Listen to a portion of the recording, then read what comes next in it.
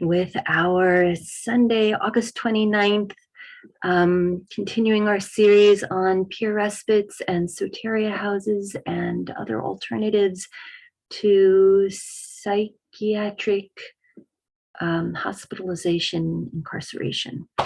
Offering an acknowledgement that Rethinking Psychiatry started, and we are in mostly Portland, Oregon, and the surrounding areas, and very specifically where I am, we're on the traditional and current homelands of the Multnomah peoples, the Confederated Tribes of the Siletz Indians, the Confederated Tribes of Grand Ronde, the Cowlitz, the Clackamas. Many other peoples have made their home here because we're on the confluence of two rivers, and peoples of these nations still steward the land and live here. And we're also the ninth largest gathering of people from all different native peoples, urban native and other native people from all around. And I just wanted to say that native land acknowledgement isn't an end in itself, it's a beginning. It's not a historical thing, it's a current thing. Colonization is an ongoing process, and native land acknowledgement and knowing whose land we're on for people who aren't indigenous to that land is a way of beginning healing and a real relationship and an acknowledgement of the genocide and the land theft that our country is built on. Mary Lyons from the Leech Lake Band of the Ojibwe says, when we talk about land is part of who we are. It's a mixture of our blood, our past, our current, and our future. We carry our ancestors in us, and they're around us, as you all do. Over to David, aka Phileas, and ask him to introduce Rethinking Psychiatry. Okay, hello. Am I audible now? Yes, okay. So Rethinking Psychiatry is an independent, all-volunteer, educational activist group. Our mission is creating community, educating, and activating for choices. We're part of a larger movement working to promote healing and choices in and beyond mental health care, the mental health care system. And we want to acknowledge Molly of our sister group, or another group here in Portland called Reimagining Recovery, who came up with that language that we borrowed. We're made up of people with lived experience, professionals, family members, and other allies. We're not affiliated with and don't receive funding from or promote any religious organization, government entity, corporation, or drug company. I want to thank all the core members who are here and have worked on this over the years. Okay. Sorry. I want to thank all the core members. And I don't have a full screen. I know Grace is here, I'm here, Rachel. I don't know who else to thank here today because I can't see everybody at the moment. Yeah. But thanks to all of you, and we welcome more volunteers who want to do organizing with us. If you're interested in exploring that option, please put your email in the chat addressed to the host. If you should probably just send it to the host, so you're not giving your email to the world, but rather just to the host. And there's also, I guess there's a button where you can send messages, right? Okay. Also, if you haven't received our event notifications, we send several a month, newsletters. And if you're not receiving those, let us know. Also, send your email to the host saying you want to get the emails. They're free. And the event is free. This event is free. Donations are certainly welcome and needed. And they help us to continue to put these events on, of course. if someone else could make a note in the chat, I'm not able to right now, that there's a green button on the website rethinkingpsychiatry.org that will allow you to make donations when you can. And finally, in this event, we invite you to be respectful and kind, speak your truth and make space for others to speak theirs, share airtime, and honor multiple truths. We're here to learn together.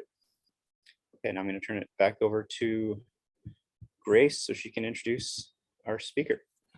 And without further ado, I want to welcome Kim Wichera. Hope I got that close. From Berlin. They use they, them pronouns, and they have been working at Runaway House since 2005. And they are also, I know that they're a visual and sound artist.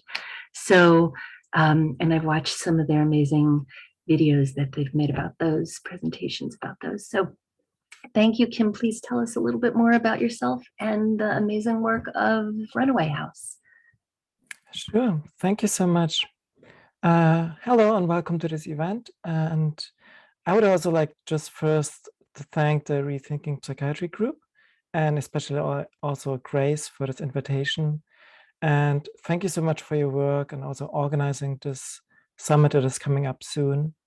And I will present today at the Runaway House, which is called in German the Weglaufhaus.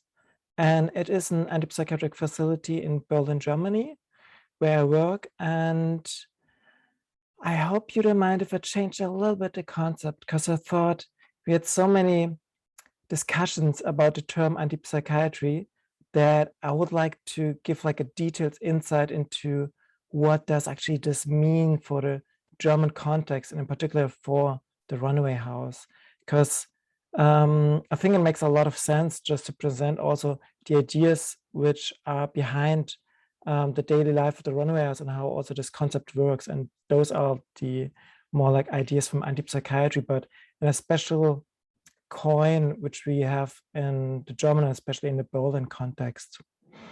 And I'm also even more like pleased to do this in this framework, since I would like to refer a lot to English language examples. And within this group today, there are certainly people who again have a deeper insight into these discourses. And at the same time, of course, that doesn't make the task any less challenging for me, but I'm very much looking forward to the discussions afterwards. And of course, I will still present like in depth the Runaway House and the concept in detail. And I'm very, very much looking forward to discuss the details, because I think we have so like an enriched experience about alternatives, about rights-based support, soterias here in this group, which is going to make like a very, very interesting discussion. And in particular, I also will point out difficulties that the Runaway House is facing, and that make the activity from the Runaway House also in a bit contradictory. And I think it's also helpful for the future and for the projects to learn from those experiences. Briefly about my background, I kind of have a complicated history with psychiatry. In fact, I even formally worked in a closed psychiatric ward at the age of 20.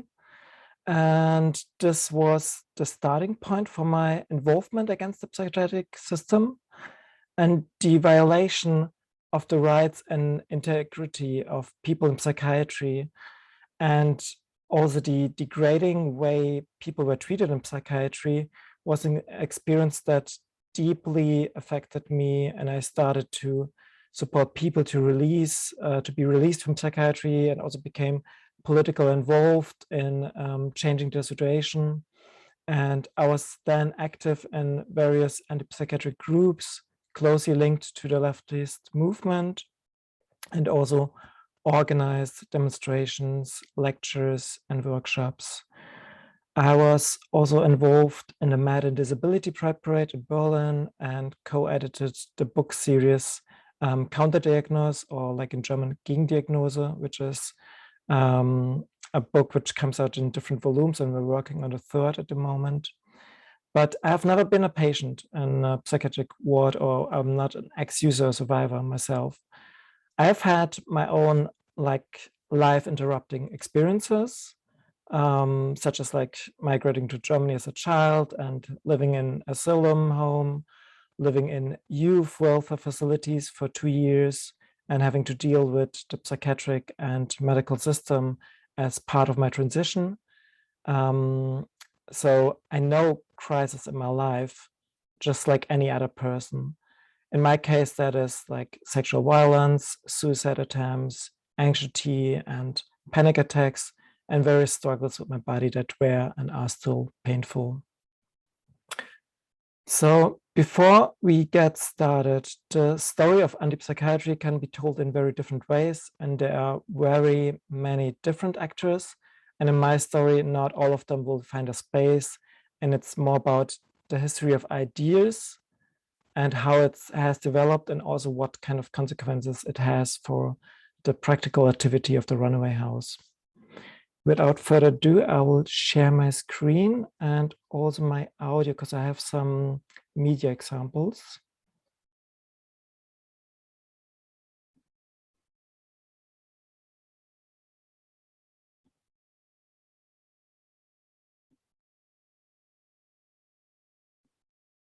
Okay. Can you see the screen? Cool. Very good. So that's the introduction into the antipsychiatric history and critique, a history of ideas. And I guess the starting point for the story is in the 19th century, which is much further back than some probably would have expected. Because as early as the 1860s, Elizabeth Packard was active against psychiatric institutions and fought for the rights of those who've been like affected by psychiatry, or who've been involuntarily got into the psychiatric wards. And especially for women, she herself was committed to the psychiatric hospital from 1860 to 1863. And after a religious dispute with her husband, and at that time it was also still possible to commit a wife to a psychiatric ward at the will of her husband. So after her release from the psychiatric hospital, Elizabeth Packard lobbied to change the laws that allowed that, and she was also involved in changing the laws in 4 different states of the US.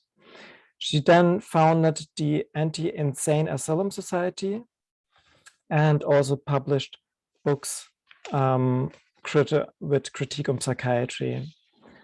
And she was also like, for example, in 1867, there was like in the state of Illinois passed a bill for the protection of personal liberty, which guaranteed all people accused of insanity, including wives, the right to public hearing, and that was one of her works.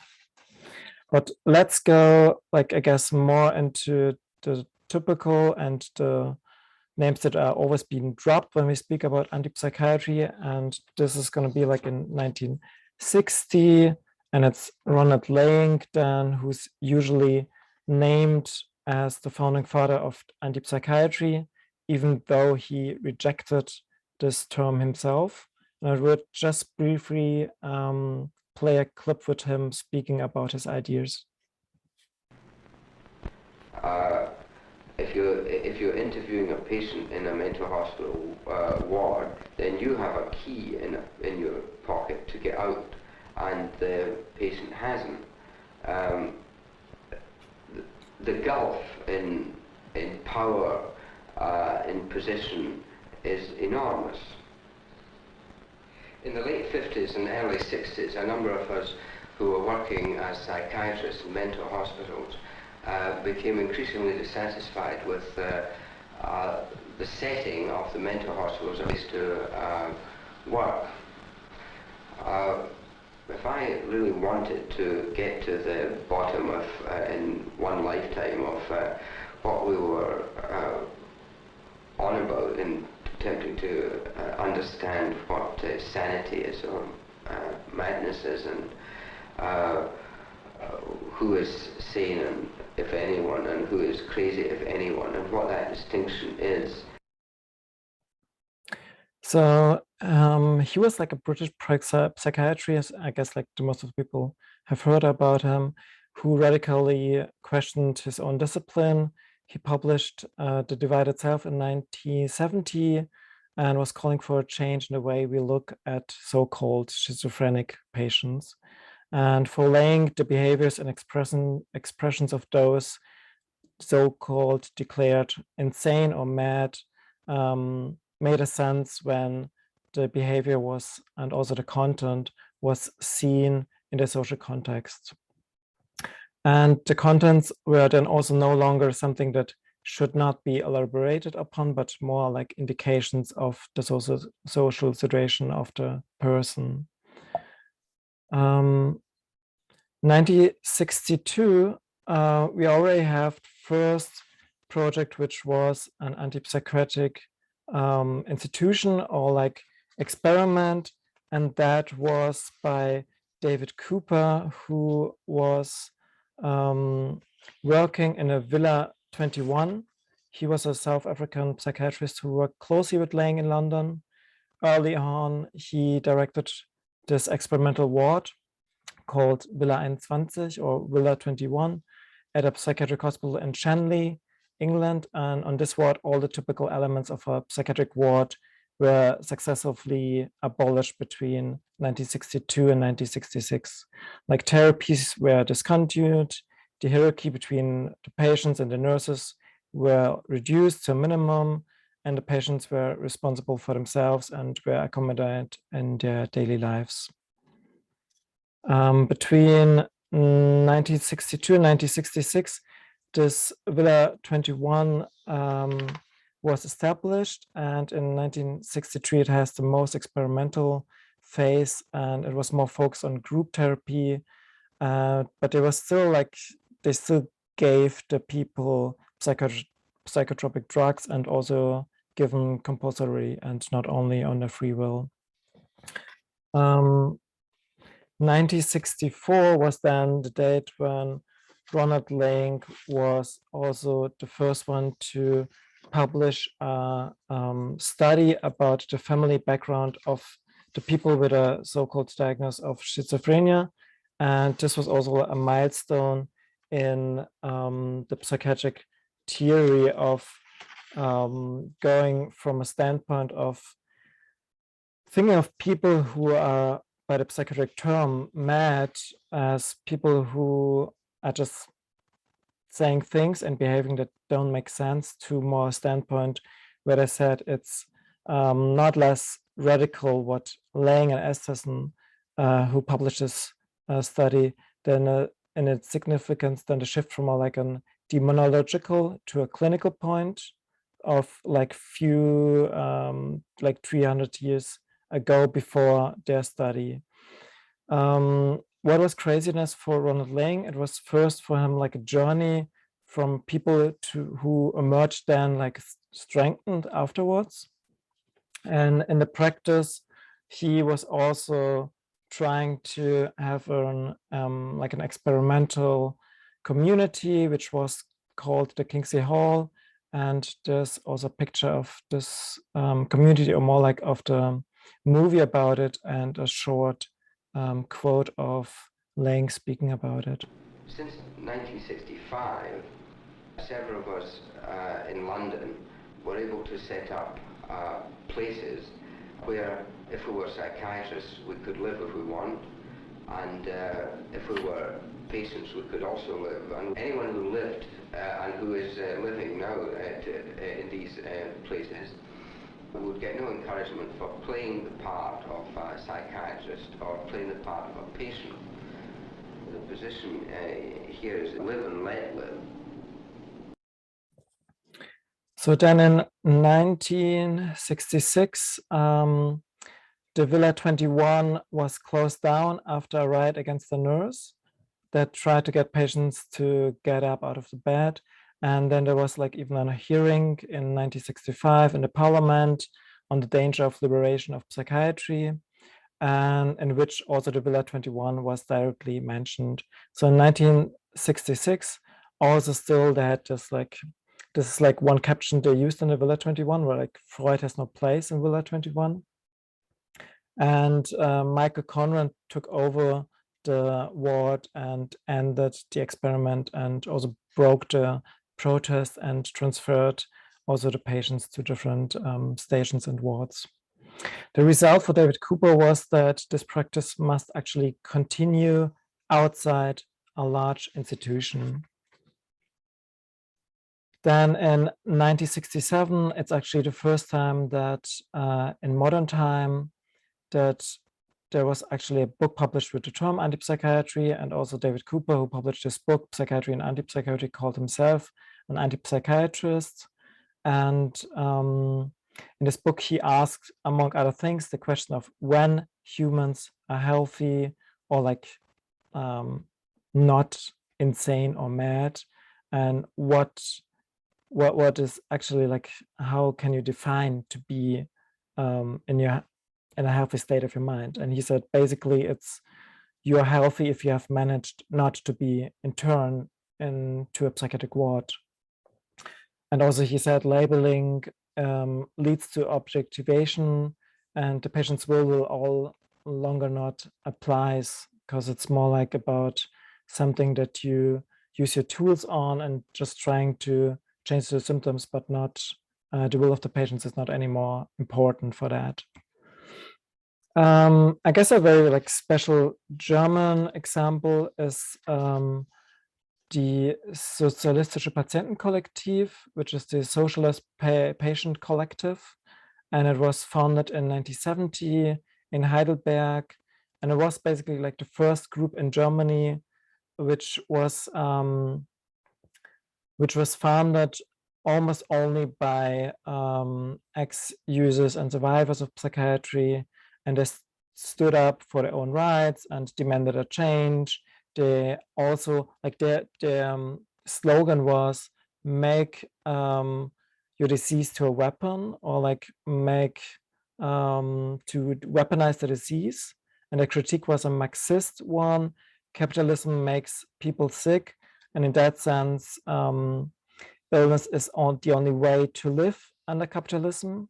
And however, healing does not mean to abolish the illness in capitalism, but more like making people fit again for work or labor. And sick people are also individualized, and that's something that they really critiqued and said it's if you get sick or if you get hospitalized, it's not something that is an individual issue, but it's something where society has to have a look on what is actually going on in the situation. And this is also why they said, so the disease points are like the breaking points of the system, and they're the ones to be used to overthrow the system and create a world which exists with more equity. Then 1971, we have two things. First, David Cooper was publishing the book Death of Family, in which he elaborated his critique on psychiatry on the basis of neo-Marxist theory. He formulated like critique of the family unit, seeing it as the core of capitalist society. And he also sees the power of the family itself, and it's as a like extremely controllable pragmatic form, which is then repeated in its form in social structures under capitalism. So he's more voting for, as a crucial act, to getting mad, or like a little bit in a sense of, and I think a lot of those in the 60s and 70s anti-psychiatric theories and movements have this element of romanticizing when people are also getting in difficult situations, which is usually when you are in a situation where perhaps you need support, where you don't know where to go to, you don't have a place to sleep, you don't have like debts, you have problems with your family. Then it's not a situation where you are like a revolutionary, but it keeps the potential to revolt against the system, which is trying to put you in a certain role in a controllable form, which is, for example, the family. Also, in the same year, the Socialist Patient Collective was disbanded after a shootout with participants of them. What happened was, at the peak, the Socialist Patient Collective had 500 members, and many of those also became part of the Red Army fraction. I guess that's something that is well known. It's like it was in the 70s in Germany, a very well-known radical left underground army. The Socialist Patient Collective itself continues to exist till today under the name Patient Front. Then in 1971, we also have that gay men formed a protest against the diagnosis of homosexuality in the DSM. And the Gay Liberation Front eventually also blocked access to the APA's annual meeting and ultimately succeeded in having the diagnosis of homosexuality removed from the DSM in 1973. And also from this time is the quote from Frank Kameny here, like, psychiatry is the enemy incarnate. Psychiatry has waged a relentless war of extermination against us. You may take this as a declaration of war against you. Also in 1973, after the diagnosis of homosexuality was removed from DSM, we have the Roseanne Experiment. And David Roseanne was inspired actually by a lecture of laying to a scientific experiment which should make him famous. And I will also just play a short media clip for that. It was while listening to one of Lang's lectures that David Rosenhan wondered if there might be a way of actually testing the reliability of psychiatric diagnoses. Can we really tell the sane from the insane? So one evening he called some friends and students and asked them if they'd like to take part in an experiment. So in the meantime, since the study was published and became famous, and also Roseanne, there was also a very good book published by Susanna Chelland, The Great Pretender, which questions the credibility of this experiment in detail. But despite this criticism, however, the result of the study remains the same, like the reliability cannot be counted on in psychiatric diagnosis. Also, Roseanne was not the only one inspired by Lang, because also in the Kingsley Hall community from Lang and Cooper, Lauren Mosher was actually someone who also lived there for a short time and was also inspired by the Kingsley Hall, then to later found Soteria. Then in 1977, it's already like where David Cooper published a work, Who is Dissident, in which crazy people were, like, in his sense, or like so-called crazy people, given a new role in his terminology and also his critique. And it's more within a revolution where he says, like, actually people who become mad are revolutionaries. And he warns at the same time against the romanticization and says people in the psychiatry have already been driven out of madness in the sense of autonomy striving in the first stage. But he says it's more like that the experience they made during those years, that the beginning was in the institutions and it has to be followed by political actions outside. And also the problems of our soul and body will be created by the control needs of capitalism, and therefore the solution can only be a political one. Then also, I guess one of the things which happened afterwards was, especially after the Roseanne experiment, is that the new reforms in psychiatric landscape, like for example in the US with the DSM-3, but also in Germany, 1972, there was the psychiatric enquete, which was released, and this changed in a way how psychiatry like works and is looking like, and also it reformed, for example, in Germany, the psychiatry away from large state hospitals to community-based care and the living environment.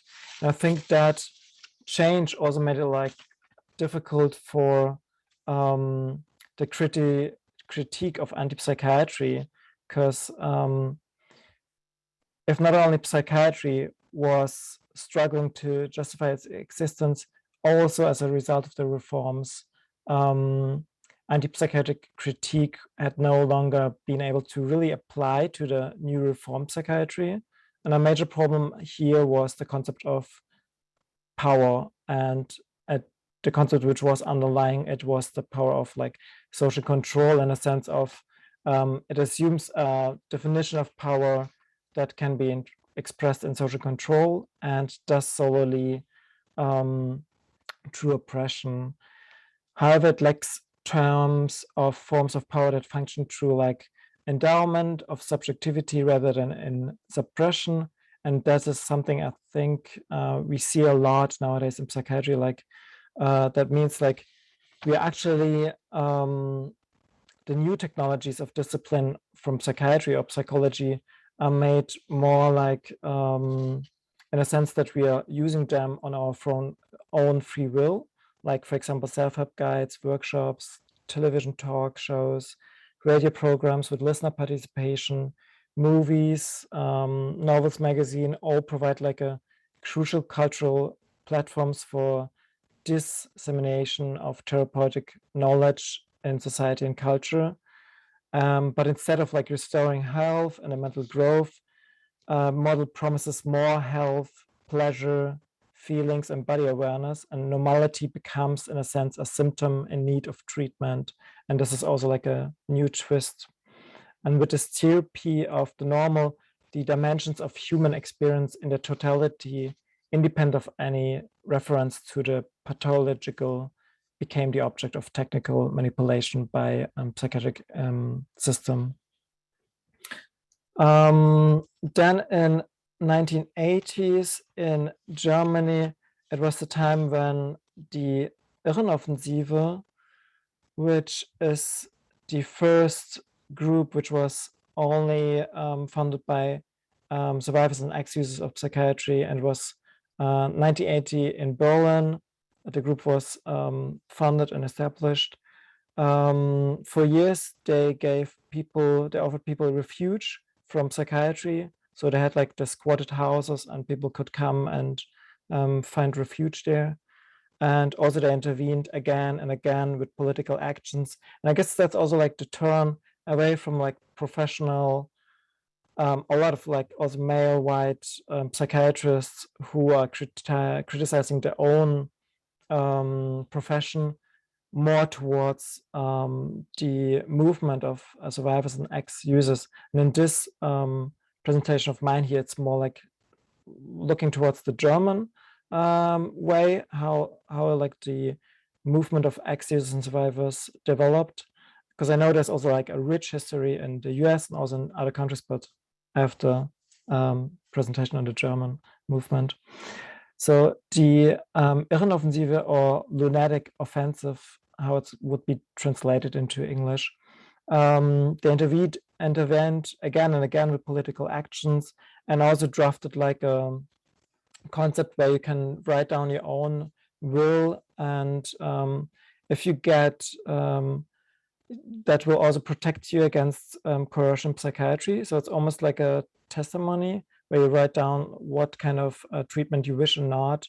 And when you get into a situation of coercion in psychiatry, you can like show this paper, which is then to be acknowledged by the professionals in the ward. From then, the Irrenoffensive, or lunatic offensive, in 1982, they made a trip to Holland to look at the so-called Weglaufhuizen, or runaway houses in English. And they were so enthusiastic about these anti-psychiatric projects that they wanted to open such a facility in Berlin as well. And the group then split over the questions of implementation of, and one part was in favor of a house only for ex-user survivors and also ex-user survivors working there. And the other part of the group was also favoring to employ people who are not ex-users, and not in the sense like professionals, but also people who don't have their own experience of being an ex-user or a survivor of psychiatry. The second part of this group then founded the Association for Protection Against Psychiatric Violence. And in 1996, the Runaway House finally, after a lot of struggle with the State Department and also with neighbors, was able to open the doors and let the first residents live in the house. And I will tell you more about the whole concept shortly after I finish, just to tell you the chronology from 1996 to 2021 with the movement of anti-psychiatry. So in before 2002, actually in 1991, it was also when the founding of the Federal Association for Psychiatric Ex-Users and Survivors in Germany, and also the European Network and World Network. And then in 2002, it gets like a little bit more modern, or I would say like typical for the 2000s, that the new development was the use of internet forums for mutual exchange of information and sharing of experiences, and the knowledge that emerged from this exchange about ways of dealing with the control of crisis or uneasy states was passed on within this community in the form of scenes and workshops, and also questions of connections between different structures of domination were now also much more in the foreground, like not only about how psychiatry is working and what kind of like violence happens there and abolishment of psychiatry, but also about like patriarchy, racism, ableism, and all the other forms of domination, how we can think them together. And I guess a good example of this is the Icarus Project, or now also named Fireweed Collective. In 2005, then the X-In program was founded in Germany, and it stands for Experienced Involvement and enables people who are ex-users or survivors of psychiatry to find employment in the psychiatric system as a kind of like an recovery companions. And this form of involvement is very much criticized by the anti-psychiatric, but also by the ex-user survivor movement in Germany, because there's like kind of like not a real change in the power relation, and also the jobs are just poorly paid and precarious. So it's in a way an involvement of survivors, ex-users, but also in a sense on a very precarious status. Then 2006, and I think this is also important, at least for how we work in a Runaway House and how we understand our own concept.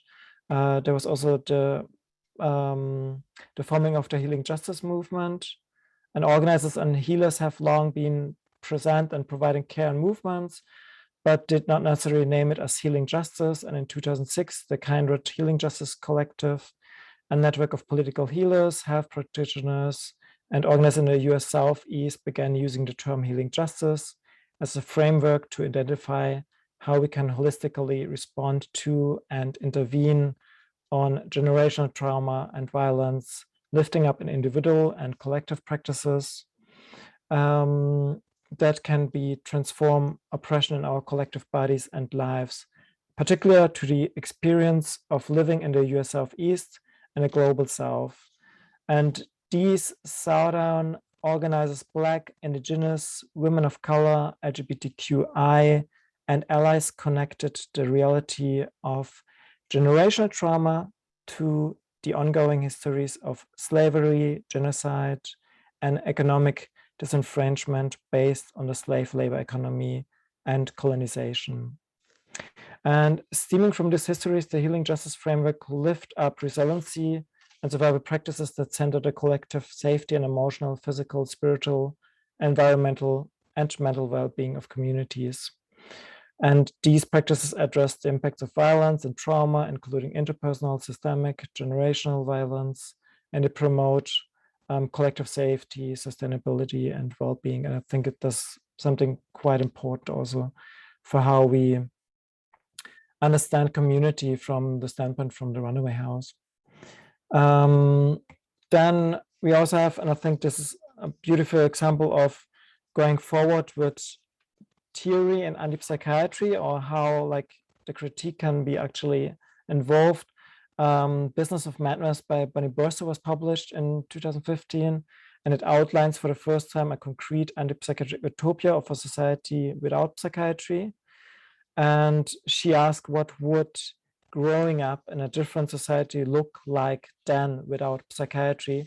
And she said the language of the crazy is a language that can be spoken, that can be understood, that makes sense, but needs translation. Linking social awareness and weirdness, and language of craziness can be learned like any other language, other contexts of meaning. It must not be a matter of mechanically searching for causes, but of looking at how this language was learned and what it is supposed to mean. Such an understanding emphasizes that people's behavior is ultimately a product of the social environment, and some people have visions, invent words, hear voices, hurt themselves, but these are behaviors that are seen as many, not as others, not as having or being a problem, which makes it possible not to be fixed in this way. And I'm almost finished with this history because I know we still want to go into the discussion, but let me just outline a little bit of different developments, because we have like a Berlin activist called Johanna Hetwer, and she developed the sick woman theory, which I'm also gonna play a short clip about it here. Here we go. This is sick woman theory is sick woman theory is an instance that most political power are internalized, lived, embodied, suffering, and no doubt invisible. Sick woman theory redefines existence in a body as something that is primarily and always vulnerable. Following from Judith Butler's work on precarity and resistance, because the premise insists that the body is defined by its vulnerability, not temporarily affected by it. Infrastructures of support in order to endure, and so we need to reshape the world around this fact. Sick woman theory maintains that the body and the mind are sensitive and reactive to regimes of oppression, particularly our current regime of neoliberal white supremacist imperial capitalist cis heteropatriarchy. It's all of our bodies and minds carry the historical trauma of this, that it is the world itself is making and keeping us sick. To the term woman as the subject position of this work is strategic and all-encompassing, embrace and dedication to the particular rather than the unusual, universal. Though the identity of woman has erased and excluded many, especially women of color and trans and gender fluid people, I chose to use it because it still represents the uncared for, the secondary, the oppressed, the non, the the less than. The problematics of this term will always require critique, and I hope that sick woman theory can help undo those in its own way. But more than anything, I'm inspired to use the word woman because I saw this year how it can still be radical to be a woman in the 21st century. I used it to honor a friend of mine who came out as gender fluid last year. For her, what mattered the most was to be able to call herself woman, to use the pronouns she, her. She didn't want surgery or hormones. She loved her body and her big dick and didn't want to change it. She only wanted the word that the word itself can be an empowerment in its spirit in which sick woman theory is named. Sick woman is an identity in a body that can belong to anyone denied and privileged existence of or the cruelly optimistic promise of such an existence of the white, straight, healthy, neurotypical upper and middle class, cis and able-bodied man who makes his home in a wealthy country, has never not had bad health insurance, and whose importance to society is everywhere recognized and made explicit by that society, whose importance and care dominates that society at the expense of everyone else. Sickness, as we speak of it today, is a capitalist construct. As it is perceived binary opposite wellness, the well person is the person well enough to go to work. The sick person is the one who can't. What is so destructive about conceiving of wellness as a default, as a standard mode of existence, is that it invents illness as temporary. When being sick is an abhorrence to the norm, it allows us to conceive of care and support in the same way. Care in this configuration is only required sometimes. When sickness is temporary, care is not normal. Here's an exercise. Go to the mirror, look yourself in the face and say out loud, to take care of you is normal. I can only do it temporarily. Saying this to yourself will merely be an echo of what the world repeats all the time. And almost the last example here is from 2019, Notes from the Underlands from Romilly Alice Walden, which is more looking into how a future and utopia could look like. And it's definitely like saying in 11 principles, a queer future is an accessible future, a queer future is a crip, sick and disabled future, a queer future is a stare-free future, a queer future is an independent future, it is messy, limp, lame, leaky, a queer future values weakness as equal to strength, a queer future sees the sickness of our ecosystem as connected to the sickness of our bodies, a queer future prioritizes the needs of our most vulnerable community members, a queer future prioritizes care, listening, and vulnerability. It is an inclusive future and it is an accessible future, which are, I think, 11 very wonderful principles, which also sum up where at the moment, like a lot of discourses and where the theory comes from are coming together. And in 2020, we have like the establishment of the Med Studies and now in Edinburgh in England, and in 2021, which is, I think, might not perfectly fit into this discussion about psychiatry, but I think as all the projects were like really rights-based and respecting the rights of the residents, it's definitely like it's a huge step which was made by the WHO with the guidance on community mental health services, because it's definitely something that creates impact and is also looking into changing how the mental health system is working and more trying to shape the sector in a direction of rights-based support and not support with coercion. But from here, I would like to return to the Runaway house, and I think I can just stop the share for a second. Okay.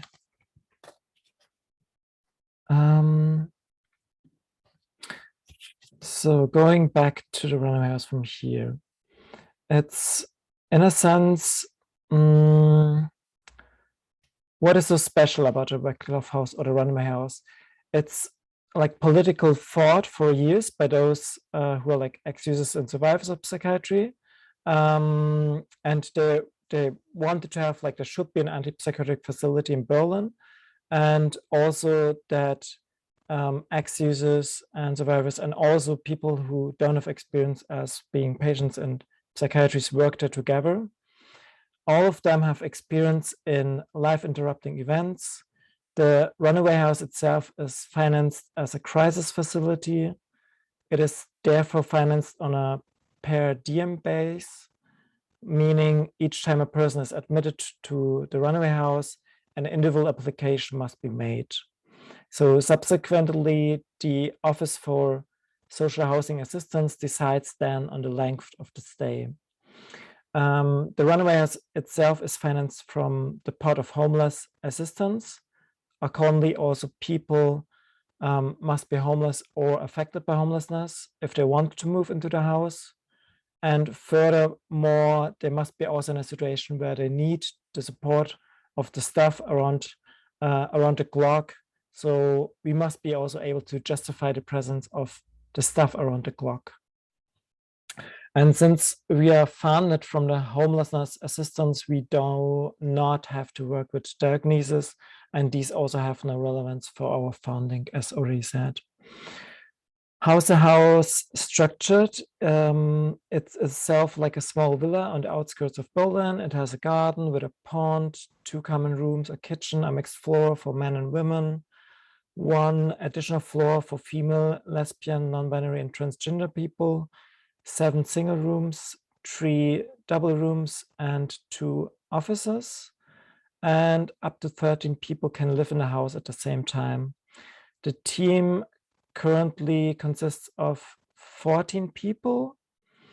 And on the base of the admission and the daily routine, I will also like to give you a brief insight into the everyday life of the Runaway house.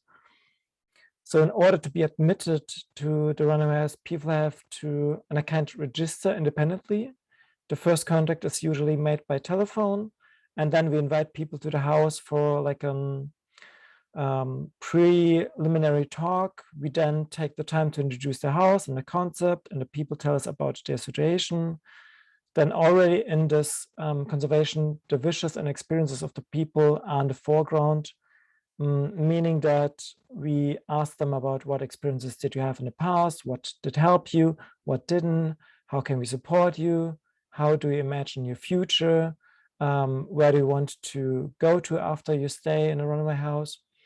And then afterwards, a decision is made about the admission, and if the person and the present people from the team, like who are working in this shift, if they can imagine that this person can move in or not. Then also, if there's a room free, the person can already like stay the same day. And subsequently, the application will then be made for the funding. Among other things, then we have to write a short report. And there's then in the house itself, like in daily life, there's no real structure. We don't have like any form of therapies or program. People can basically get up and sleep and go about their daily lives as they wish. We only have like once a week non-binding house meeting. And once a month, there's like a full house meeting in which all residents and staff have breakfast together and discuss the concerns of the community. The house community of the Runaways are self-determined.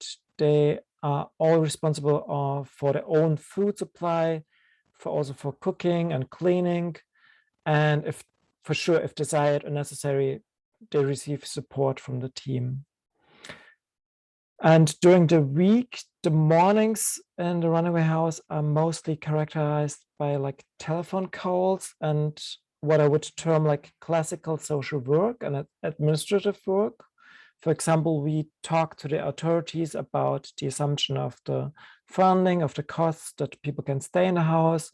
We arrange appointments with doctors or appointments for housing and housing prospects. We accompany appointments with, if there are, legal guardians and debt counseling.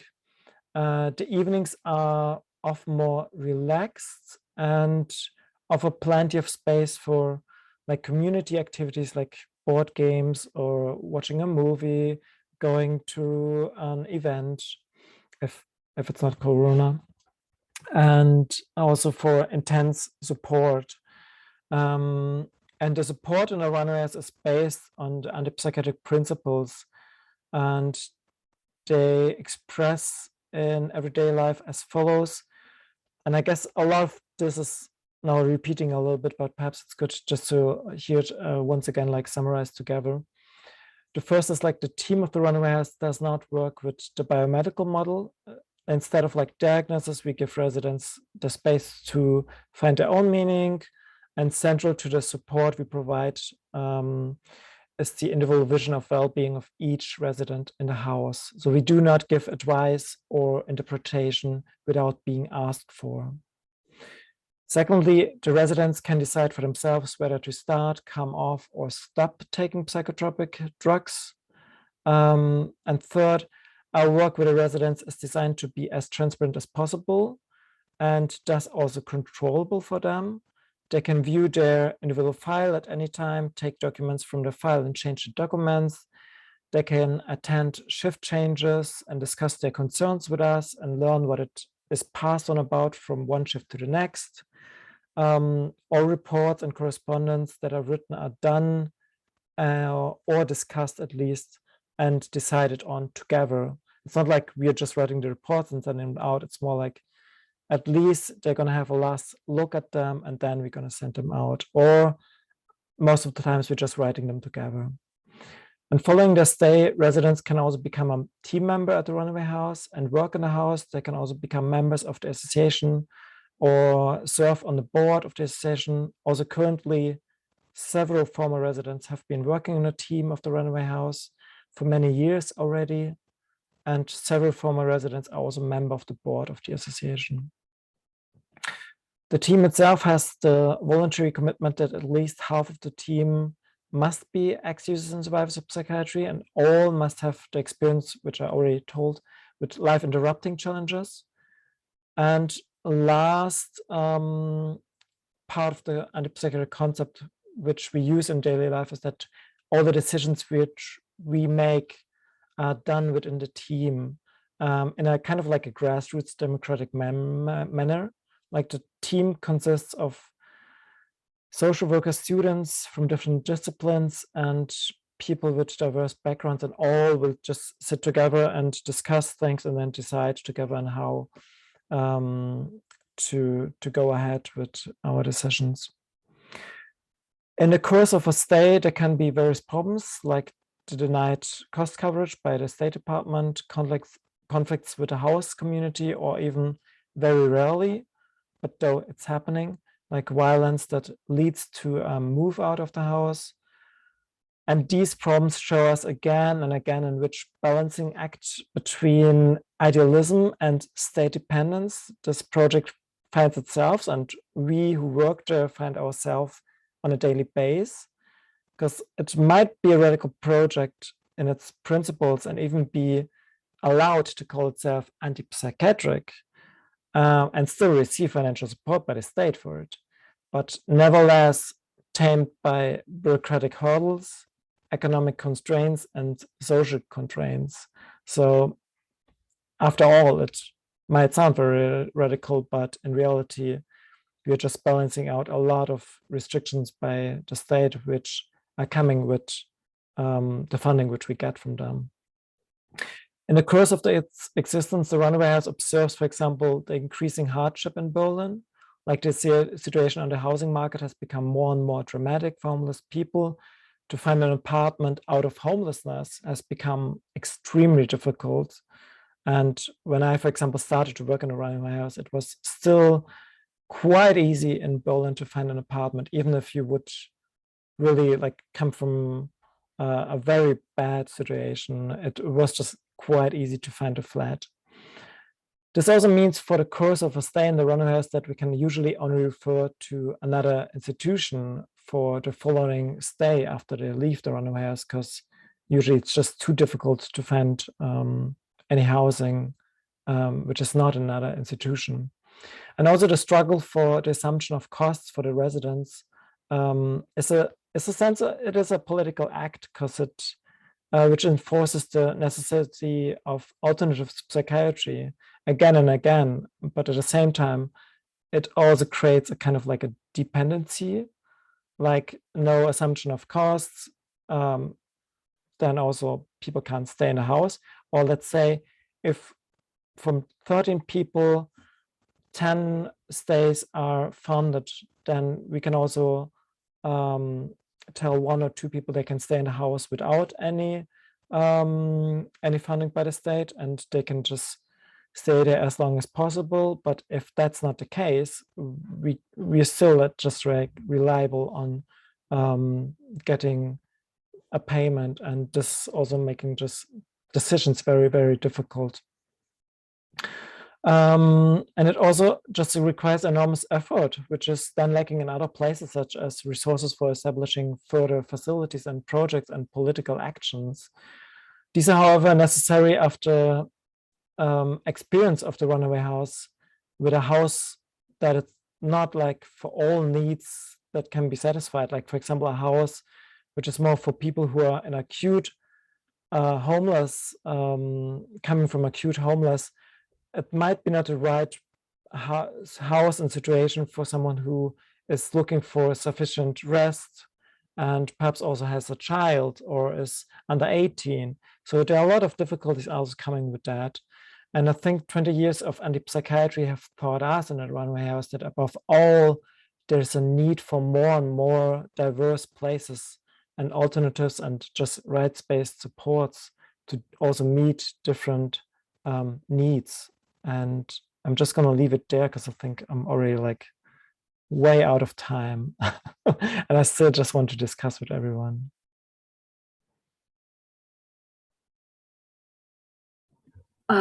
Thanks so much, Kim. This is Grace. Let me see if I can put myself there.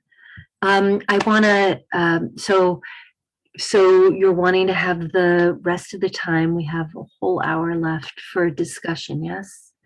Yes. And at this point, what we'll do is we'll switch to gallery view, and I'm not sure how this will be recorded, but if you don't want to be seen on the recording, please take a moment now and turn off your camera if you have it on. If you don't want your name to show up, then rename yourself. If you have a problem with that, let us know in the chat. We'll take a few minutes before we switch views.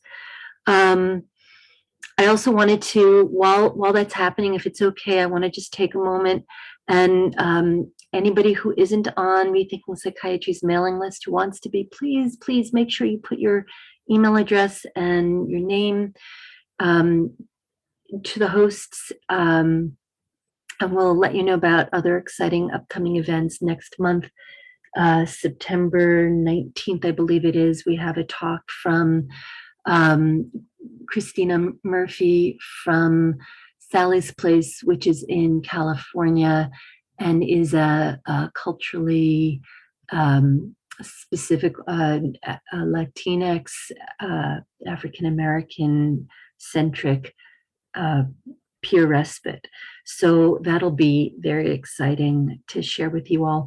And also, Kim, thank you for mentioning the summit. So in October, Rethinking Psychiatry will have a month-long event. All of the 5 Sundays in October, we will be bringing you tools and resources and opportunities for networking and kind of workshopping your questions about how to bring these kinds of places to your community, how to bring peer respites and soteria houses in particular to your community. So it's kind of like a do-it-yourself incubator. Our first will be the kind of inspiring day, and then the next 3 Sundays will be more nuts and bolts, what you need to know, asking questions, going, and then the 5th Sunday will be going forward. How do we stay in touch? How do we support each other? So again, please make sure you're signed up with Rethinking Psychiatry so you can find out about that, and also make sure that we don't go into your spam or promotions folders. I think that happens to a lot of people. All right, we will go back to, hopefully everybody is ready for us to switch to gallery view. Here we go. I'm going to remove the spotlight. I'm going to put us on gallery view. going to be a big experiment to see how it shows up in the video. But now we are able, I think we even all fit on one page so we can have a discussion. So you can put in your, in the reactions, you can raise your hand and that will let us know what order to take your questions in. And Kim, I don't know if you want to, how you want to do it. You can call on people or how you want to do it, but take it away. Let's have a discussion. Yeah, I think I would be glad if like you or someone else could learn calling, because I'm usually like just it's too much to do like both discussing and also have to view on like who's raising their hand. And I will also say that if somebody's got technological challenges, since we're all on one page, if you just like raise your hand like this, I'll put you in the queue and make sure to notice you. That's, of course, if your camera is on. So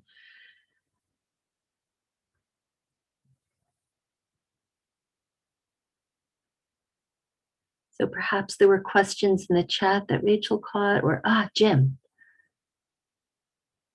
Oh, unmute yourself, Jim. Try to avoid background noise, you know, doing the panel, but yeah. Kim, thanks so much for that information. I appreciate it.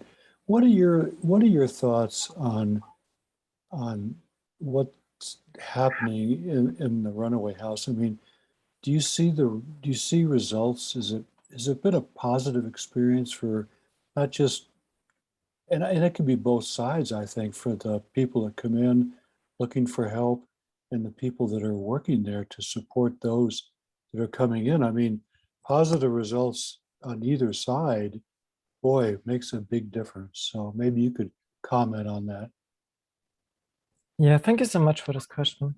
I mean, I also totally forgot to say that during the time and the 25 years, they have been now lived 1,700 residents in the house. So it's like kind of like a lot of people have already like lived in the house. And we see a lot of great results, but we also discuss a lot in the team and also with the residents what is actually a good result.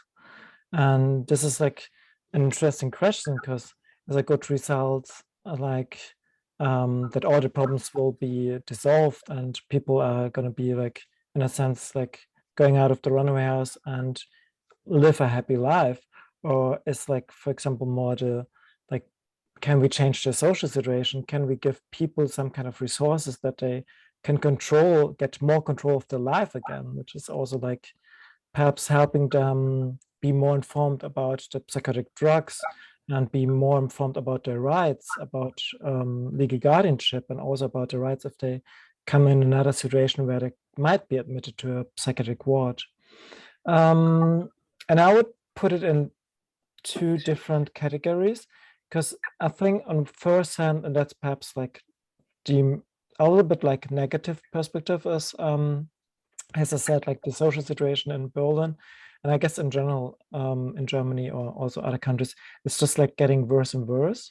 So what I can clearly see is that this is also changing the way we can have like a positive outcome, because if people come to your facility, which is a facility for homeless people, but you can't find any accommodation for afterwards, or for example, they have to go to a next institution which is not working on the same principles, it's difficult. And it's also like people who come to our place, they know how the social situation is, and they also I have the impression that those are losing more hope to that there still is going to be like any change possible, because they know how the economic and housing situation is at the moment here in Berlin.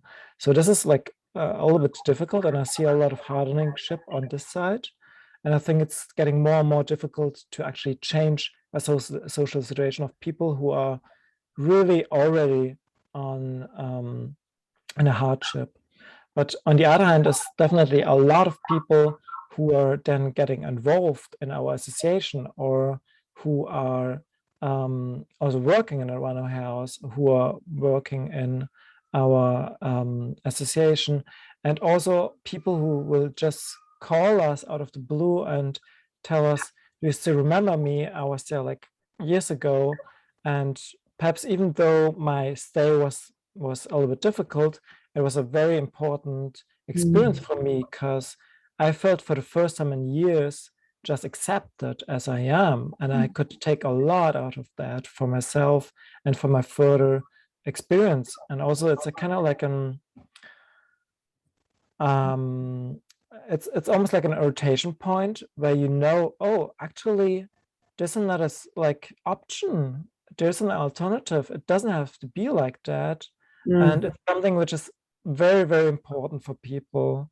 And so we see exceptional good outcomes. Also, like people just recently, a person also moved out in a shared flat with a friend, and is like doing great and just writing emails and being like just in a good state.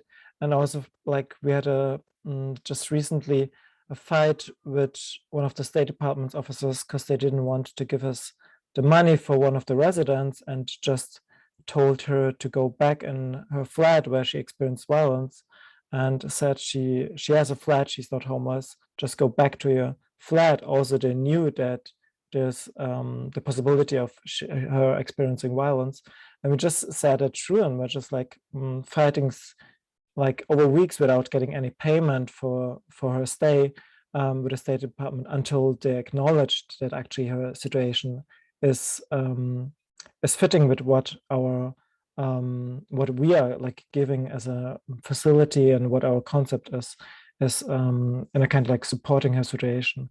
So this is also like a good outcome. Yeah. Thank you. And I did a little experiment. You don't have to turn on your video to raise your hand. You can raise your hand even with your video off. So Luke, and then Ty. Hi, Grace. Thank you very much. Glad to be back together again. We've had some good collaborations in the past, definitely. Well, I need to respond to that interest in the houselessness issue and turning away people here in the US. I think a lot of it comes down to the fact that we are in a capitalist society, economy here in the United States, and the whole like social class structure really determines funding services here, unfortunately. So if I may give just a brief history, that would be really helpful. One person, let me check. One person that was part of this is in our event right now. In 2017, on the National Coalition for Mental Health Recovery, a message was put out about a very successful housing program by Jack Hoshek. And it was from Oklahoma. And I responded about that, saying that if we can have multiple types of programs work together and communicate, like in a wraparound kind of a way, then we could have temporary housing locations, peer-on respites, for example, and larger plots and programs kind of interact so that the strengths of each can play off of each other. And so Oryx Cohen responded to me and said, that's a great idea. We could have farms and respite houses and work programs, like really coordinated. It'd be great. Let's do a webinar about this. So that's where the Reconnecting with the Earth for Personal and Global Healing tradition came from. And we've had many successful webinars since then. And where we're going with this is through the coordination of peer-run programs, we could eventually get to a place here in the United States, and thanks for that suggestion, Michelle, where people that are houseless are not turned away. My expertise comes from my lived experience. Like you said there, 12 years a victim of these dysfunctional or inefficient, ineffective programs. This is lived experience that's built our solutions. So we're going forward with that. If you would like a preview of what the Reconnecting with the Earth for Personal and Global Healing content is about, I'll send that in the chat right now. It's a 5-minute clip. Our webinars have been an hour and a half long, and it just has not worked for introduction into our tradition. So I've started to make like shorter, extracting the content of all of these parts into much easier segments for people to get introduced about. And that's building this library for us. And now we're talking about like joining our libraries together. And I'm so happy about that. I'll send that in the chat right now. Thank you very much. Please. Thank you so much. Thanks, Luke. Hey, Ty. Hello. First of all, thank you, Kim, for doing this presentation. Second, not to take away from anyone's experiences, but I've been running into the problem that people who don't identify out in public and haven't really experienced the grime and dark sides of the system are calling themselves peers and trying to take positions of power away from us. So I was hoping you could talk a little bit more about how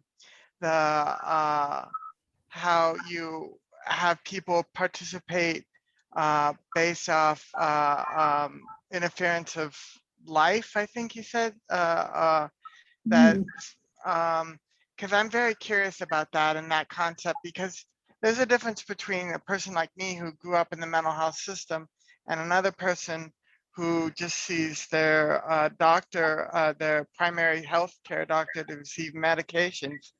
We can both call ourselves peers, but they don't understand what it's like to be forced into a hospitalization. And because they're college educated, they tend to, not always, but frequently are, they tend to find those positions a lot easier. So I'm just curious how you've dealt with that. Yeah, thank you so much, Ty, for this question. I think it's an important question, and I don't know exactly about the discourse or discussion in the US, but our discussion in the Runaway House and in our association is also ongoing, and we have this kind of like a strange definition of what is to be actually a peer or like an ex-user survivor of psychiatry, which is you have to have been at least 1 day in a psychiatric ward or like stationary in a clinic, and have also experienced in a way coercion or violence. So it wasn't like you just go to a doctor and everything is fine, but you like to help and support this project. It's definitely also involves that, and we talking about it when people are applying for a job in a Runaway House.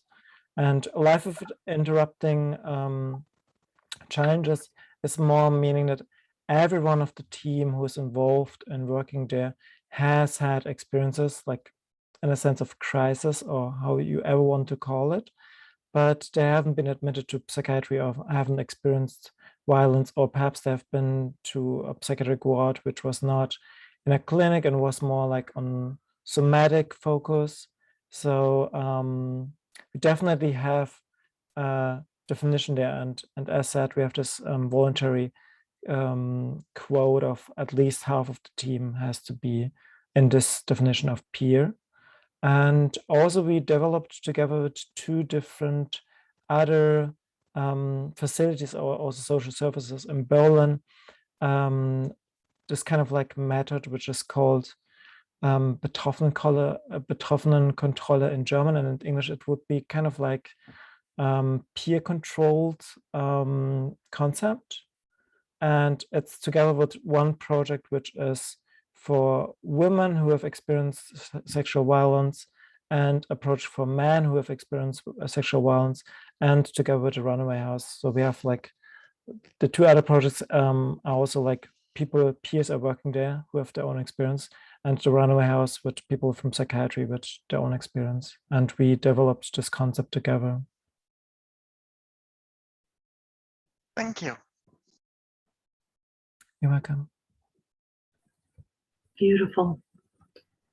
Kim, I just wanted to ask a couple of the kind of nitty-gritty things, like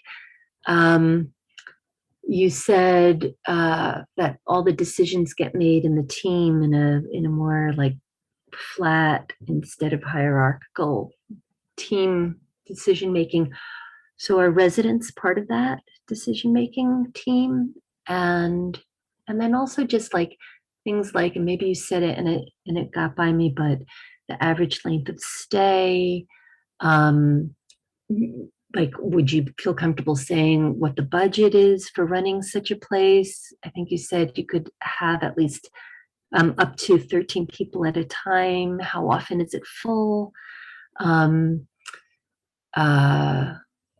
many staff do you have on at any one time? Are there, like in Soteria House concept and maybe some of the peer respites here, like there are group meals. How are meals handled? Do people in those other models, like people, former guests come back and are encouraged to come back and be part of this community? Like, so just can you flesh out some of those kinds of things? Yeah, that was a lot of questions. Thank you so much. I don't think I will remember all of them. So That's maybe okay, have just to whatever you gather think of. my- Yeah. Let's see. So currently, I think we are around 14 members in the staff. Former guests can definitely also just come and visit. And like former residents, we usually have this like Saturday, which is an house day of open door, and people can just come and hang out in the garden and talk with us. At the moment, because of the pandemic situation, we don't have that. So we're still waiting to open the house a little bit further. And also about the decision making, that's a good question. It is like everything which involves the daily house routines is definitely like decisions of the residents. It's also like, in a sense, the rules of the house. Like, for example, the rule that we have now, we don't have a lot of rules. I think we just have like 2 or something. But one of the rules is like no alcohol in the house, for example, or people can drink. They can also take drugs, but not in the communal space. Like they can do it in a private space in their own room. And that's also a rule which came up by the community and the residents. And they decided, because first they said, for example, they want to also be able to drink alcohol and not feel like they're in a social facility and just feel like being home and do drink alcohol. But then it just became a little bit much, and then they decided to change it again. And so that's something they totally can decide on their own.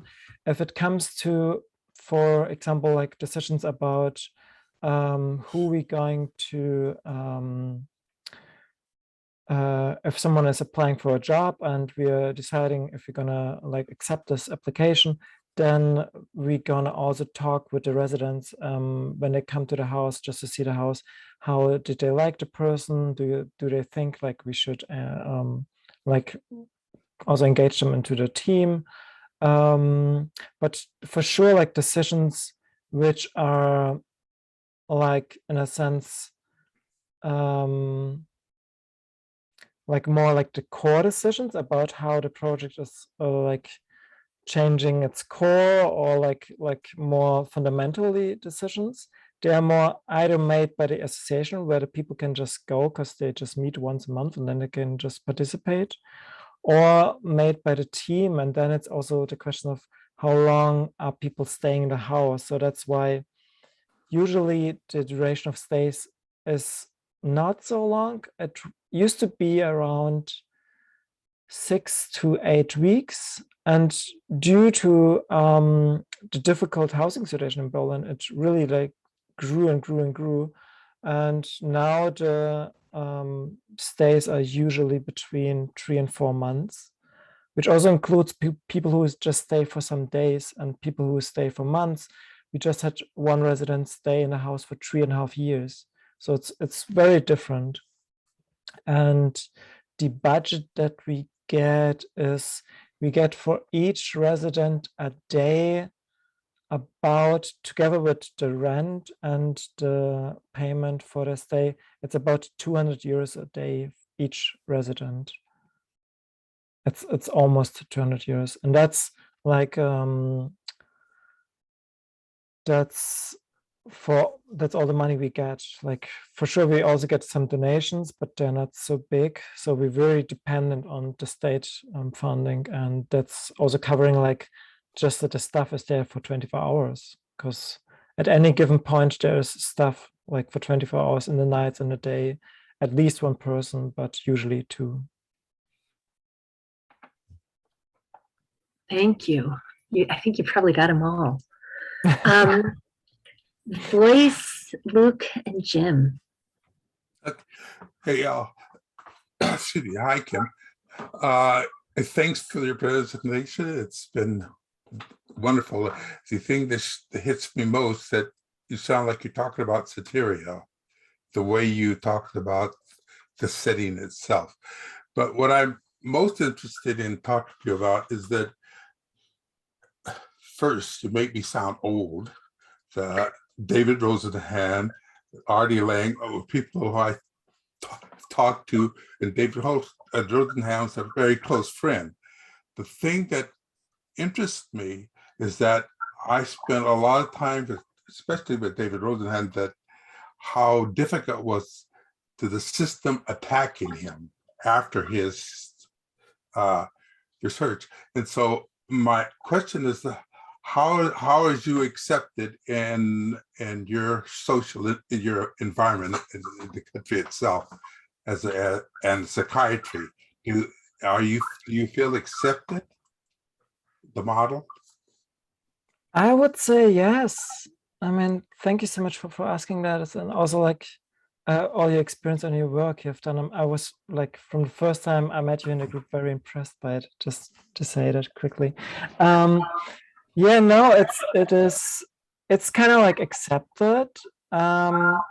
Let's put it this way. I mean, this house already exists in the way we work and in this house since more than 25 years. And like at the beginning, which I wasn't part of because I just came in 2005, but I heard the stories and talked to the people from before, and they said there was a lot of problems with the neighbors.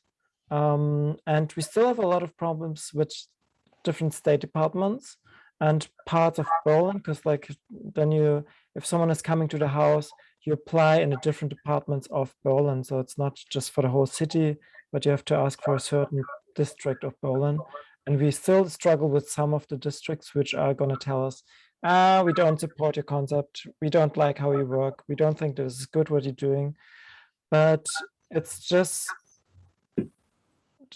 a small amount of people, and also the neighbors, they're completely fine. They have a problem with that their houses are losing value because of us as neighbors, but otherwise they're like, I guess like even if you go like 1 street, 2 street further, people wouldn't even know that we are there, because it's like, I mean, what happened, for example, 2 years ago was we had one resident which was very, very loud for a consistent time. And then we had again that the neighbors were like gathering and complaining and really trying to go also to restrain us with police and the State Department. but that was also solved out. So we have more the strange experience which I had when I was introducing our concept to a psychiatric institution in Berlin, that you're as accepted to the point that they will tell you it's all good and this concept is great, but there was this big reform in psychiatry and we are working totally different. I don't understand why it's still needed to have a project like that. And it's already solved because psychiatry has changed. And that's like in a way of acceptance that we experience. Wow. Thanks, Kim. Luke, and then Jim. Oh, great. Thank you. I felt like there was more that I needed to share earlier, but I didn't want to take too much time because we have an hour. It allows me to follow up my previous share with saying thank you, Kim, for joining us today and sharing from Germany. And I also have another thought, because we have Paula here representing Soteria in the United Kingdom, and what a surprise to see you also voice. What a pleasure. So what we can do with this base like model or tradition when we have international partnerships is what we are encountering barriers with and pushback because of the model and the economics and the politics here in the United States. We could launch and see about successes in other countries for coming back with more like credibility because of the data and analytics pieces, which are important too. We see that happening with Soteria now in the United States, actually, fortunately. So coming back to like David Oakes was mentioned, thank goodness. He really believes in this mad pride, which is founded on Dr. Martin Luther King's Jr.'s notion of creative maladjustment. So what we're seeing is we're banding together and we're seeing the successes. And if we can establish these regional, I call them like coordination of support and stuff, but it's kind of modeled after the Wildflower Alliance, which is a new name and was previously a recovery learning community, network in Massachusetts. So what we're doing now is we're starting to build these regional alliances of peer-run programs so that we don't have to turn people away anymore. We just communicate with the other peer-run organization that's doing the larger farm that can accommodate people for longer periods of time, for instance. And there's a continuum. We're establishing a continuum. So what can we start to do internationally? And just to mention briefly that Rekindling Volume 3.1 is with our good friend, brother, and partner in New Zealand, talking about how we can embrace this gift that we have. Those of us that have survived crisis. You said something about, wellness is what we want, sickness and disease is just temporary, we don't want that. But that's where the strength comes from. That's where we gain the resilience and the skills and the gifts that can serve us to come through this planetary crisis right now. And it's all in there. So please check it out and hope to speak with you again soon. Thank you so all much. of us. Blessings.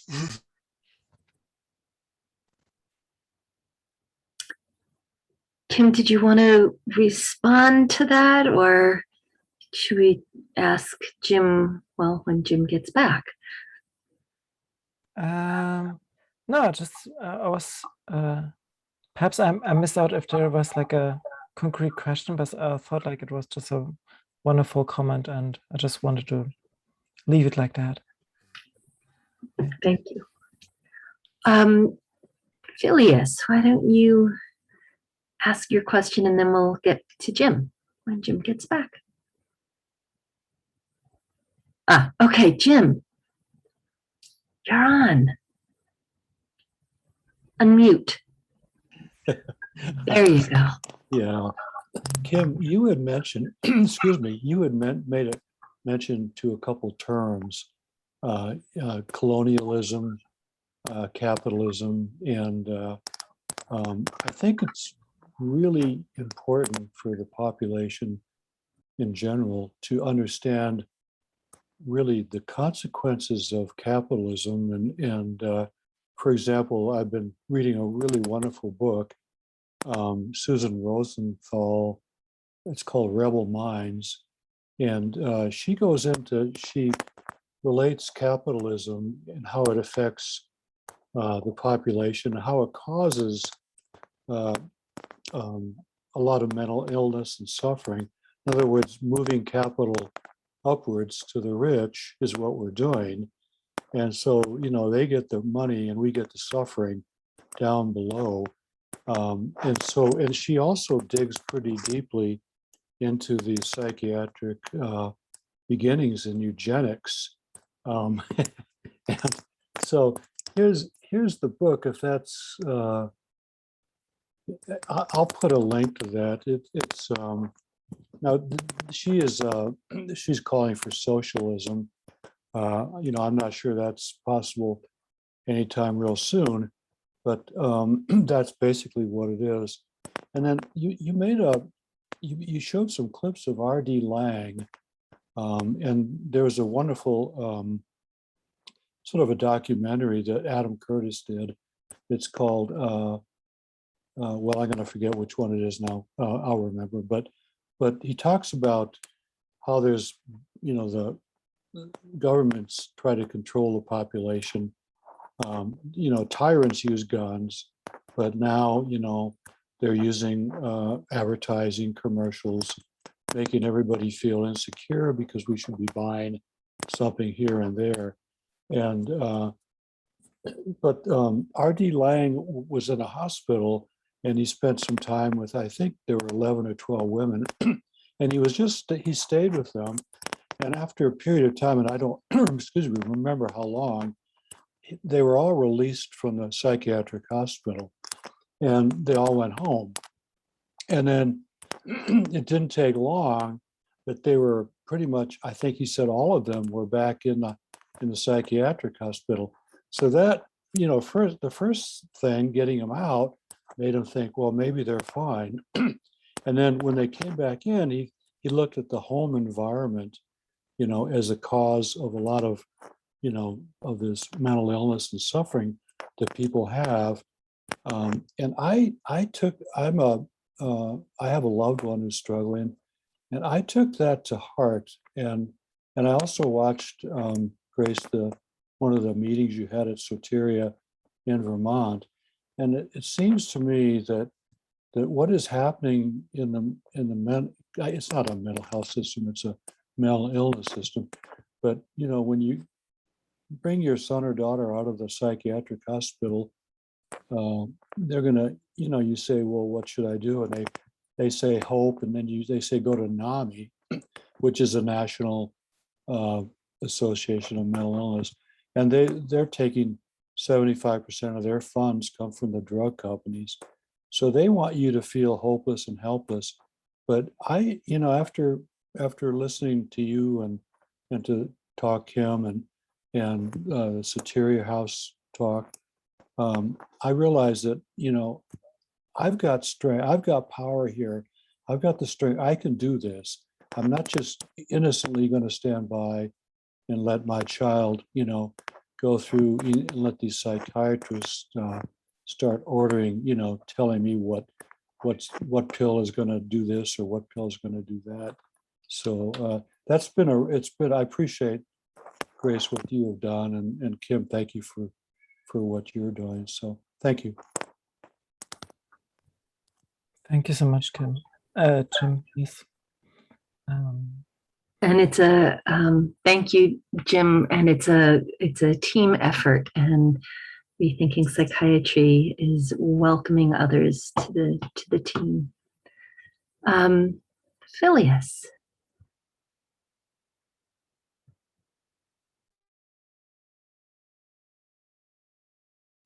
Unmute. You're muted. We've spoken a lot today about capitalism as the context of psychiatry. You know, the definition of wellness is, can you go to work, I suppose, and so forth. But more specifically, I think capitalism, and specifically profits for pharma companies, is what has driven the practice of psychiatry over the past 50 years. I mean, they took over essentially, the APA just sort of signed on for, you know, drugs as the answer for everything. And of course, those of us who've read Robert Whitaker or other sources know that there's a lot of lying that goes on in drug company trials and so forth. They claim that these drugs are going to do wonderful things, and you know, of course, they end up getting, you know, maybe they pull the drugs, or it turns out later they weren't wonder drugs they're supposed to be. So the phrase informed consent, or the concept of informed consent, has been well known in this movement. I guess I'm trying to lay it. I'm interested in your comments largely on the issue of the hour of the year of the past 2 years. Do you have any comments regarding informed consent in the with relation to vaccines, which of course are a drug company product that they're claiming are absolutely immaculate? They keep repeating the phrase safe and effective with no details, and no details are allowed to be discussed, it seems, in the media. You know, it's just this repeated phrase. When you get into the details, of course, which is very hard to do, or you have to go outside the corporate media system to do so, you find that, well, no, they're not necessarily safe and effective. There's a lot to debate and a lot to discuss there. And then, of course, this push for vaccines then leads to, and has led to, in Israel, France, and New York, at least, the notion of vaccine passports.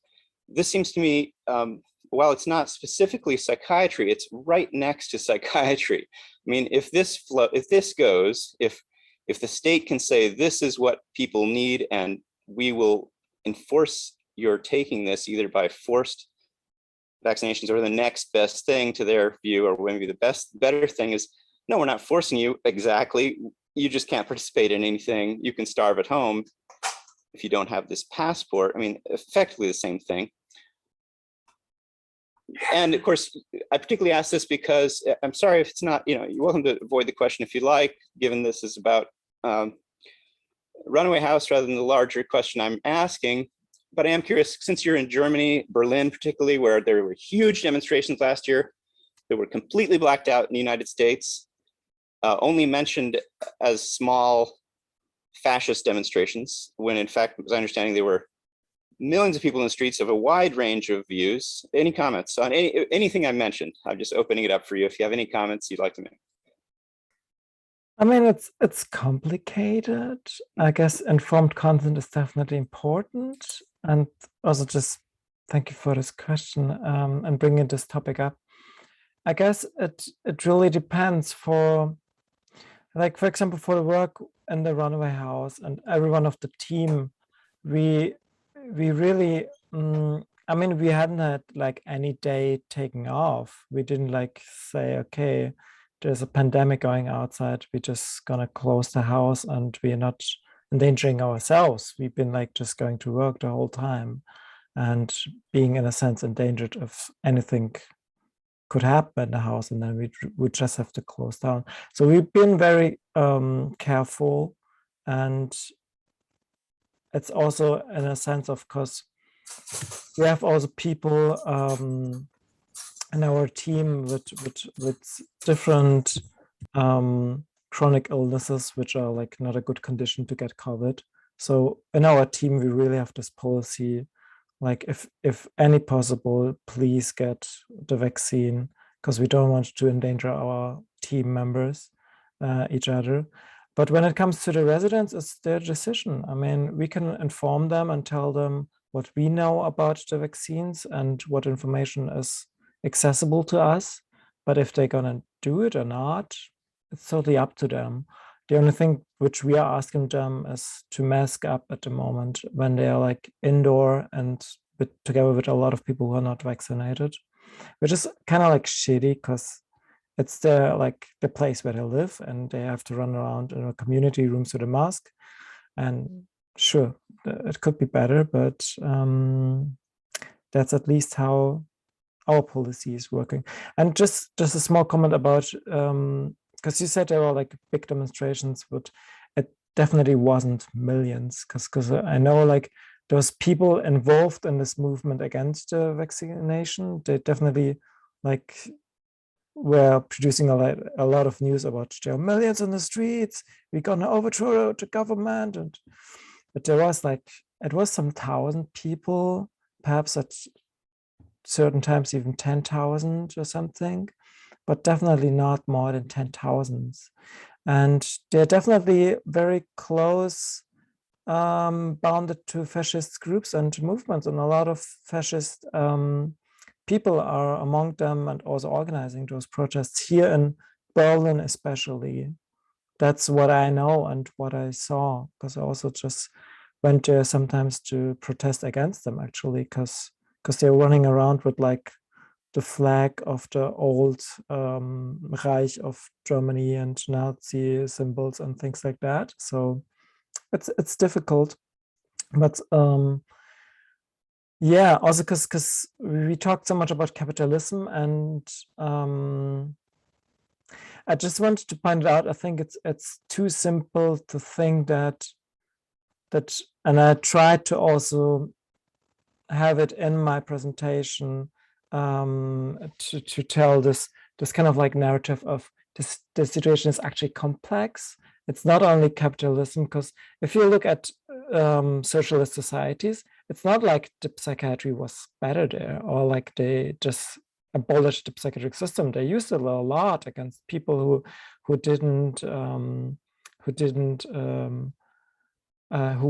were protesting against the government and the policy of the government. So I don't think it's about capitalist or socialism. I think it's a little bit more complex, and it's also about communities have to think about how they want to treat each other, but also what is the role of people who are perhaps just not able or don't want to follow certain rules. Is it then the solution to involuntarily admit them to a space and close the bars behind them and give them drugs? Or shouldn't a society be built in a way, and the community built in a way, that everyone has a space in the community and can just be like that without being endangered of violence?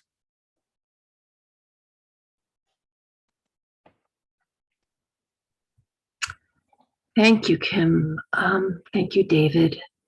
I'm wondering if I was going to ask something, and I see Jim and Luke's hands up again, but there are so many people, and there are so many people who haven't made any comments or asked any questions, and I'm wondering if we could maybe just make a little space to see if anything bubbles up from people who might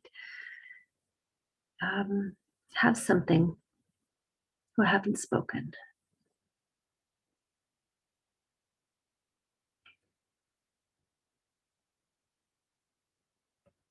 Yeah, Stan. Hey, good day, everybody. It's just great to be here to see you all part of this. We do this together, right? I got this motto here, we all have a hand in mental wellness, and we each has a little gift, to offer. I look at the whole system, and the whole system's screwed. It was screwed 50 years ago, and it's probably only gotten worse. The whole neoliberal capitalist agenda, and it oppresses the majority of people in the world. And we need to change it, and we still need to change it. And it's always been going somehow against what is. And I've long felt that an easier approach might be creating parallel systems and working, not trying to go against anybody, but finding something that is not a part of the establishment, a new way of being with each other. We've been humans with each other since, we're gathering around campfires.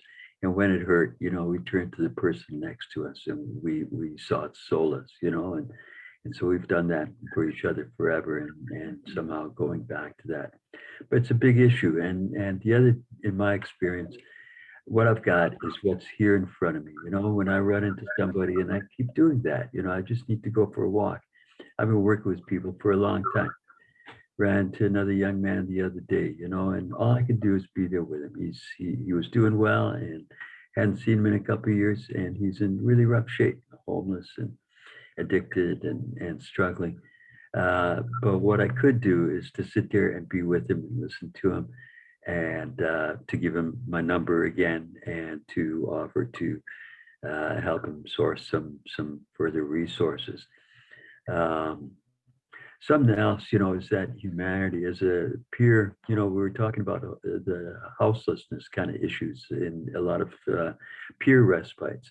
Now, if I was working in a peer respite and somebody came in houseless, I would use my extensive network of homeless workers in the community, and I would connect him. And not only would I connect him, but I would do a slow handoff, you know, where I would go with him to a first appointment, second appointment, whatever. And I would walk that with him as a peer, as a person. But the system doesn't allow us the time, the opportunities to do those kind of things. So what I do is I do it on my own. Nobody pays me. That's the only way to get some of this stuff done. You know, it's little, but I believe that it makes a difference. It's awesome to be here. Thank you. It was a really great presentation, Kim. You're very lucid. You know your history, and I'm just blown away with everything that you shared there. And I wish we had, there's so many policies and legal issues here in Canada and in the US that really make it very difficult to get something like Runaway House going. As much as I can see the need, and I can see that it would really make a difference. Thank you. Thank you so much, Stan. Thanks, Stan.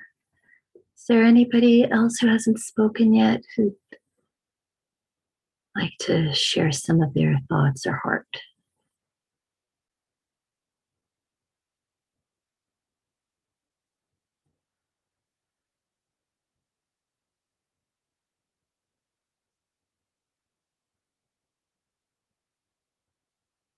And just also perhaps just quickly to come back to Stan's comment, because first of all, I think, yes, that's also just very important. Also, if it's just like small steps, but just taking the time and to being with someone. And I think this is actually what is the most important part, to take away from the system like this whole professionalization of emotional care and care for each other, and bringing it back to our community, and not be afraid to be in a situation where you don't understand what's going on, but just to be there and not leave someone alone, to give them the feeling, perhaps I don't know what's going on and I don't have a solution, but I'm not going to let you alone and leave you alone there. And I think this is already like happening in the most situations, and it's something that we in a sense unlearned because we're afraid that we might do something wrong, and just immediately telling people, go to a professional, go to an expert, they can help you, because how should I? But I think like empathy and like just having every one of us has experience of suffering, and it's something where you can just like create a connection to other people, and it's not something where we need professionals to have certain tools for our feelings. It's just to connect with each other.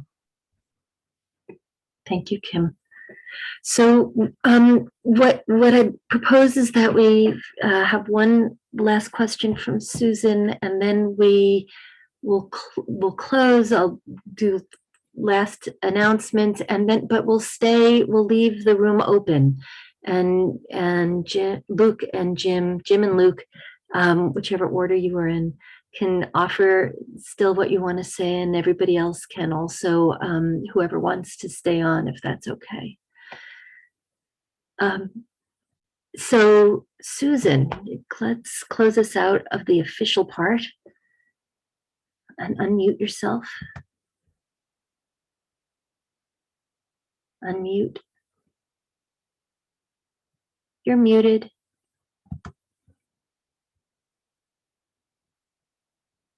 We still can't hear you. You're muted.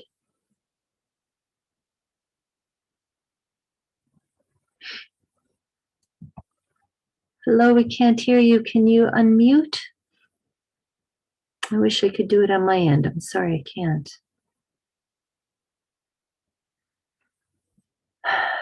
Do you want to put your question in the chat if you're having trouble figuring out how to unmute?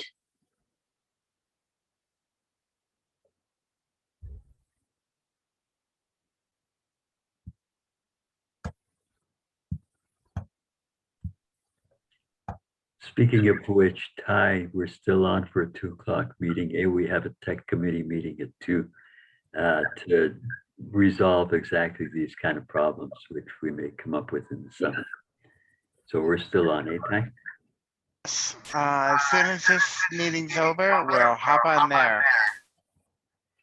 So, oh, that's going to be a little technical issue. If this stays open, I'm wondering if you all can quickly create your own link, because you won't be able to be on Zoom. Can't do both at once. Not sure it matters if you're in the meeting or not, I think. Try it. You'll see. But what they're talking about is the tech committee for the International Peer Respite Soteria House Summit that is happening in October. We want you all to come. It's for trying it again, but it's Susan is trying to come in, but it's muted upon entry. If you can, oh yay, Susan. Hi, can you hear me now? Yes. I apologize, I lost you there. In my usual fashion, I'm sitting in a parking lot. I'm on the road, but really, I just a couple more comments. Grace, first of all, I want to thank you. These sessions that I know that you have pulled together with other people, but I know you were the lead, they're just incredible, and I don't know how to thank you for continuing to do this. And Kim, I thought I loved your presentation, was so awesome, and I didn't know really anything about Runaway House, and it sounds like, I know it's not exactly, but the way you are with the people who live there sounds so much like Soteria being with, and just the way you talked about meetings and not making decisions. And it is so hard to do that.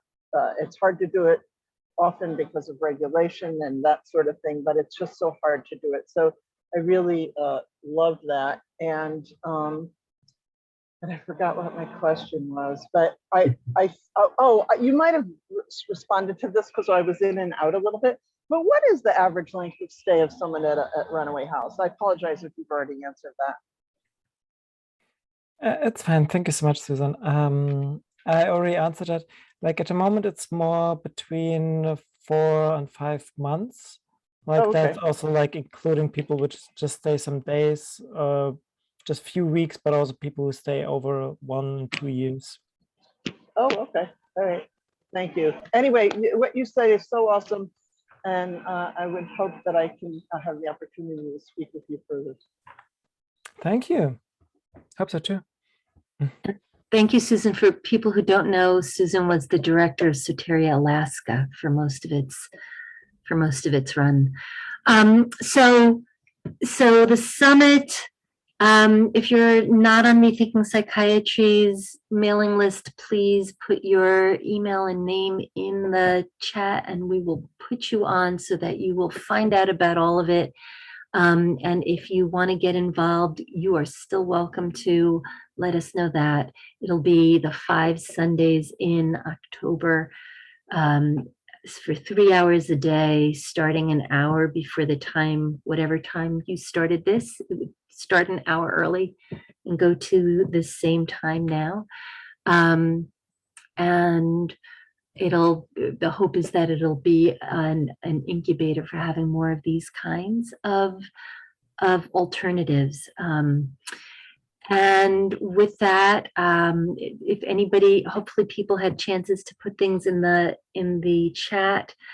I'm not sure if we haven't thought of a way to get the information from the chat to people after, but this recording will be up on our YouTube channel maybe by the end of tomorrow night. And Grace? to get to our Grace, there's when you open the chat, on the very bottom where you might type in a chat, to the right, there's 3 tiny little dots.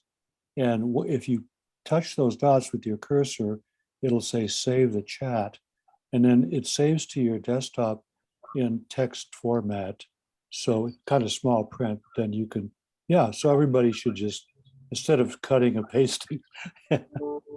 Take a moment, everybody, if you want the information in the chat. There was so much there. Do that. If you have trouble, let us know in the chat and we'll walk you through it again. Brilliant. So thank you, Kim. All praises. So thank you for this amazing history of the anti-psychiatry movement, and all the details about Runaway House and the inspiration of what could be possible. And thank you everybody in Rethinking, my colleagues, to make this happen month after month after month. Rachel and Phileas in particular, who are here, and Kathy, I don't know if this is Kathy Nelson, you spell it the same way, but and thank you to my beloved colleagues of the summit, Berta by email, voice, diehard every single week, Stan every single week, Ty every single week, Mira every single week, Susan, we lost her, and Kim for the time that you spent, and I think I got everybody. And